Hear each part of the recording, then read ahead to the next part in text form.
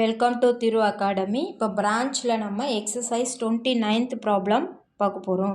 இப்போ இதை நம்ம படிச்சிடலாம் கொஷினை. From the following details create a branch account. இங்கே வந்து பிரான்ச்சோட நேம்லாம் தரல, ஸோ ஹெட்டிங்கும் பிரான்ச் அக்கௌண்ட்டுன்னு போட்டுக்கலாம். பர்டிகுலர்ஸில் goods sent to branch 1,50,000, cash sales at branch 1 lakh, credit sales at branch 1,20,000, salary at this branch at staff paid by head office அனுப்பிச்சிருக்க expenses 30,000, office expenses வந்து staff paid by 24,000, cash remittance for branch towards petty cash அனுப்பிச்சிருக்காங்க 12,000, பெட்டி cash at the end வந்து 1,000, branch debtors at the end 10,000, branch stock at the end of the year 54,000. இங்கே என்னென்னா நமக்கு cash sales கொடுத்துருக்காங்க, ஆனால் cash receipt from debtors தரல. இந்த கேஷ் ரிசீட் ஃப்ரம் டேட்டாஸ் கண்டுபிடிக்கணுனாலும் டேட்டாஸ் அக்கௌண்ட் போடணும். அதுக்கு தான் இந்த கிரெடிட் சேல்ஸை யூஸ் பண்ணுவோம். ப்ளஸ் டோ பேலன்ஸ் டேட்டாஸ், அதாவது க்ளோசிங் டேட்டாஸ் தரலைனாலும் டேட்டாஸ் அக்கௌண்ட் போடணும். ஸோ 2 டைப்புக்கு நம்ம டேட்டாஸ் அக்கௌண்ட் போட வேண்டியிருக்கும். இங்கே வந்து கேஷ் ரிசீட் ஃப்ரம் டேட்டாஸ் கொடுக்கலைனாலும் க்ளோசிங் டேட்டாஸ் கொடுக்கலைனாலும் நம்ம டேட்டாஸ் அக்கௌண்ட் போடணும். டேட்டாஸ் அக்கௌண்ட் போட்டுட்டு இந்த கணக்கு நம்ம பார்க்கணும். இப்போ பார்க்கலாம்.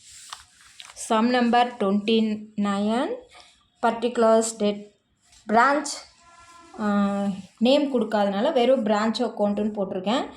பர்டிகுலர்ஸ் டெபிட் கிரெடிட் போட்டுட்டு இப்போ டேட்டாஸ் அக்கௌண்ட் நம்ம போடணும். இப்போ டேட்டாஸ் அக்கௌண்ட் போடணுன்னா நம்ம என்ன பண்ணணும், கொஞ்சம் ஸ்பேஸ் விட்டுட்டு கீழே ஒர்க்கிங் நோட் மாதிரி டேட்டாஸ் அக்கௌண்ட் போடணும்.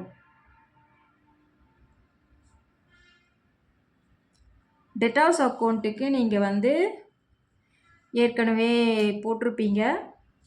நான் ஒரு ப்ரொஃபார்மா மாதிரி ஃபார்மேட் மாதிரி முதல்ல கொடுத்துறேன். டு பேலன்ஸ் ப்ராட் டவுன், இது ஓப்பனிங் டேட்டாஸ்.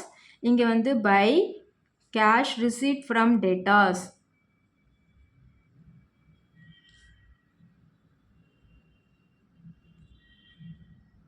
அதுக்கப்புறமா by discount allowed,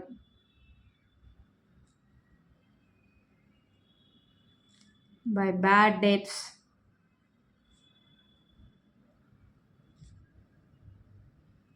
by sales return. இங்கே டைரெக்டாக சேல்ஸ் ரிட்டர்ன் கொடுக்க மாட்டாங்க. கூட்ஸ் ரிட்டர்ன்டு பை கஸ்டமர் அப்படின்னா தான் இங்கே நம்ம அதை சேல்ஸ் ரிட்டர்னாக எடுத்துக்கணும். அப்போ நம்ம இங்கே நான் அப்படியே எழுதுகிறேன், கூட்ஸ் ரிட்டர்ன்டுன்னு வரணும். அடுத்த சம்மில் இதை நம்ம பார்ப்போம். கூட்ஸ் ரிட்டர்ன் பை கஸ்டமர்னு வரணும். அதுக்கு அடுத்தது by balance carry down. So இதுதான் ப்ரொஃபார்மா. இப்போ நமக்கு இதில் என்ன கொடுத்துருக்காங்களோ அதை மட்டும் இங்கே போஸ்ட் பண்ணிடலாம். நமக்கு க்ளோசிங் டேட்டாஸ் கொடுத்துருக்காங்க. Closing datas 10,000. அப்போ பை பேலன்ஸ் இங்கே வந்து 10,000 போட்டுக்கோங்க. அதுக்கப்புறமா டு கிரெடிட் சேல்ஸ் கொடுத்துருக்காங்க. இப்போ எங்கே எடுக்கணும்னு தெரியுதா, அந்த கிரெடிட் சேல்ஸ் நம்ம டேட்டாஸ் அக்கௌண்ட்டுக்கு எடுக்கணும். கிரெடிட் சேல்ஸ் வந்து 1,20,000, டோட்டல் 1,20,000 போட்டுக்கோங்க.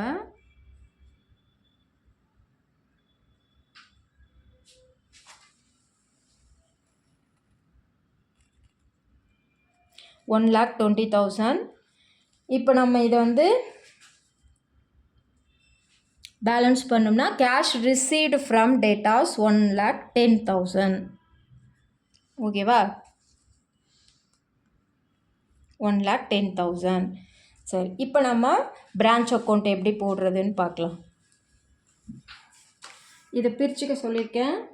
To balance brought down, by balance carry down, இங்கே வந்து by balance brought down, by bank எழுத சொல்லியிருக்கேன் கேஷ் டிரான்சாக்ஷனுக்கு. To balance carry down closing liabilities to bank. இது மாதிரி 4 காலமாக பிரிச்சுக்கோங்க. பிரிச்சுக்கிட்டு இப்போ கொஷின்ஸில் ஒன்று ஒன்றா முதல்ல கூட்ஸ் சென்ட் டு பிரான்ச் அப்படின்னு இருக்கு இல்லையா, கூட்ஸ் சென்ட் டு பிரான்ச்சை சென்டரில் எழுத சொல்லியிருக்கேன். To goods sent to branch Koot send to branch வந்து 1,50,000. அடுத்த என்ட்ரி என்ன இருக்குன்னு பாருங்க. கேஷ் சேல்ஸ் எங்கே எழுதணும் நம்ம? கிரெடிட் சைடில் எழுதணும். கேஷ் சேல்ஸ் வந்து 1 lakh. கேஷ் சேல்ஸ் எழுதும் போதே இங்கே நம்ம கேஷ் ரிசீட் ஃப்ரம் டேட்டாஸ் கண்டுபிடிச்சோம் இல்லையா, அதை இங்கே கொண்டு வந்துருங்க. கேஷ் ரிசீட் வந்து 1,10,000. டோட்டல் 2,10,000. 2,10,000. நெக்ஸ்ட் என்னென்ன கொடுத்துருக்காங்கன்னு பாருங்கள்.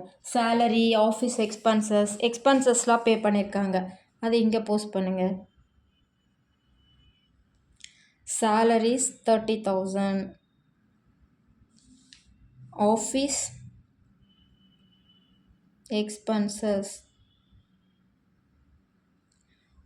எக்ஸ்பென்சஸ் 24,000. பெட்டி கேஷ் 12,000. இதனுடைய டோட்டல் 66,000. நெக்ஸ்ட் வந்து என்ன கொடுத்துருக்காங்கன்னா கேஷ் பெட்டி cash at the branch end. இப்போ எல்லாமே க்ளோசிங் கொடுத்துருக்காங்க, அதனால் இதெல்லாம் இங்கே எழுதிக்கோங்க. பெட்டி கேஷ் வந்து 1,000 கொடுத்துருக்காங்க. டெப்டாஸ் வந்து 10,000. Stock at end 54,000. டோட்டல் இங்கே எழுதிடுங்க 65,000. அவ்வளோதான். இப்போ போஸ்ட் பண்ணியாச்சு. இப்போ ஏன் டெட்டாஸ் அக்கௌண்ட் போடுறோன்னு தெரியுதா உங்களுக்கு? இந்த டெட்டாஸ் அக்கௌண்ட்டை போஸ்ட் பண்ணி அதுக்கப்புறமா நம்ம இங்கே கேஷ் ரிசீட் ஃப்ரம் டெட்டாஸை கொண்டு வரணும், அதுக்காக தான் இதை நம்ம போடுறோம். நெக்ஸ்ட் இது டோட்டல் போட்டுக்கோங்க 2,75,000. அதையே நம்ம கிரெடிட் சைட்லேயும் எழுதிடலாம். எழுதிட்டு இதிலேருந்து இதை டாலி பண்ணிங்கன்னா டு ப்ராஃபிட் வந்து நமக்கு எவ்வளோ கிடச்சிருக்கு? 59,000. ஓகே, இதில் இப்போ நியூவாக ஒரு என்ட்ரி பார்த்துருக்கோம். டெட்டாஸ் அக்கௌண்ட் போட்டு அதை எப்படி நம்ம பிரான்ச்சில் கொண்டு வரணும். 2 காரணத்துக்கு மட்டும்தான் டெட்டாஸ் அக்கௌண்ட் போடுவோம். ஒன்று க்ளோசிங் டேட்டாஸ் கண்டுபிடிக்கிறதுக்கு, இன்னொன்று கேஷ் ரிசீட் ஃப்ரம் டேட்டாஸ் கண்டுபிடிக்கிறதுக்கு. இது ரெண்டுமே பிரான்ச்சில் வந்து கம்பல்சரி போட்டாகணும். தேங்க்யூ ஃபார் வாட்சிங்.